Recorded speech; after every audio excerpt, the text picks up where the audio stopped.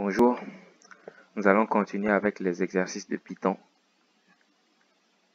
Là, on était à l'exercice numéro 9. Ici, ils disent « Demande à l'utilisateur de saisir un entier n ». Donc, comme on a vu dans les exercices précédents, pour saisir un entier n, on met n égale input.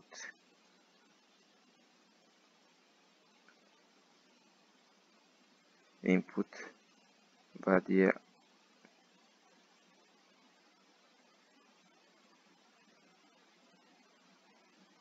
entrer un nombre. Ceci va permettre à l'utilisateur d'entrer un nombre et on va stocker ce nombre-là dans la variable n. N est ce qui s'appelle une variable. Puis, il demande d'afficher n factoriel. Ça, c'est n factoriel. N factoriel, correspond à, ça correspond à n. On va commencer de l'autre côté. 1 fois 2 fois 3 points de suspension fois n. C'est 1 fois 2 fois 3 jusqu'à n. Jusqu'à fois n. C'est ce qu'on veut faire. Ici, on voit bien que ça ressemble à l'exercice 8. L'exercice 8, c'était 1 plus 2 plus 3 jusqu'à n. Ici, c'est n fois 2 fois 3 jusqu'à n. Il y a deux façons, il y a deux boucles qu'on a vues. On va utiliser la boucle for d'abord. Allez, for i in range 1 à n plus à int n plus 1. Int, ça veut dire considère n comme un chiffre. Considère-le comme un nombre. Ici, quand on l'a appris, il considère comme une chaîne de caractères. Nous, on dit considère-le comme un nombre et ajoute 1. Parce que quand on met i in range quelque chose, ça met en fait i de 1 à ce qui est ici moins 1. Ça allait donner n moins 1. Mais puisqu'on veut de 1 à n, on ajoute plus 1 ici. Donc là, on dit i de 1 à n, on fait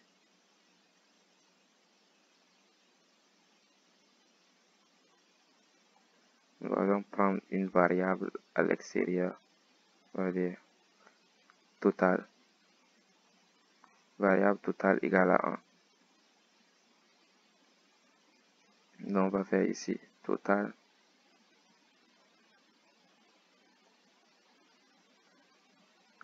égale fois i. Ça veut dire que si i égale à 1, on va faire total fois i.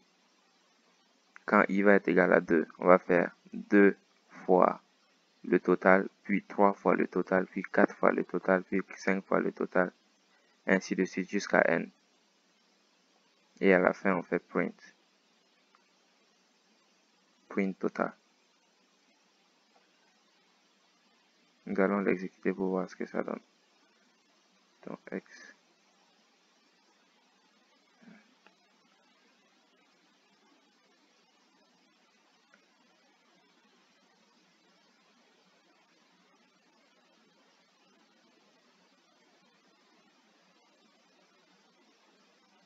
x9.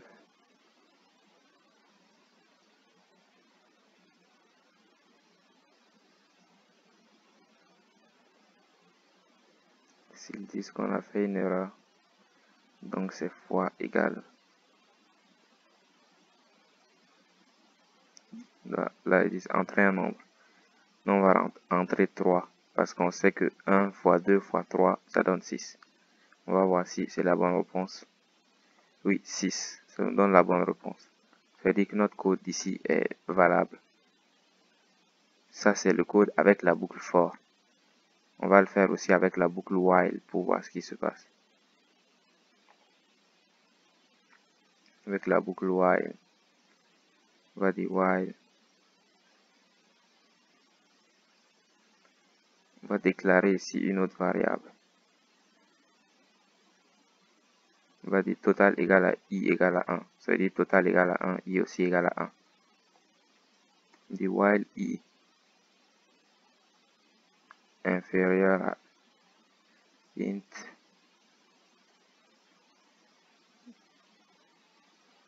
inférieur ou égal.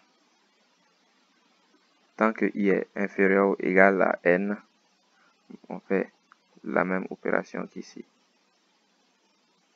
Total fois égal à i, et on fait i plus égal à 1. C'est-à-dire qu'on multiplie le total par i et on incrémente i de 1. Donc ça fait i égale à 2 et on multiplie par 2. I égale à 3, on multiplie encore par 3. I égale à 4, on multiplie par 4. Donc ça fait 1 fois 2 fois 3 fois 4. Ainsi de suite jusqu'à n. Parce qu'ici, on a dit while i inférieur ou égal à n, à int n. 2 points. Testons pour voir si ça marche. Demande d'entrer un nombre. Ça marche jusque-là. On va entrer 3 encore. Boum, ça fait 6. Donc notre code fonctionne très bien. Avec la boucle for comme avec la boucle while.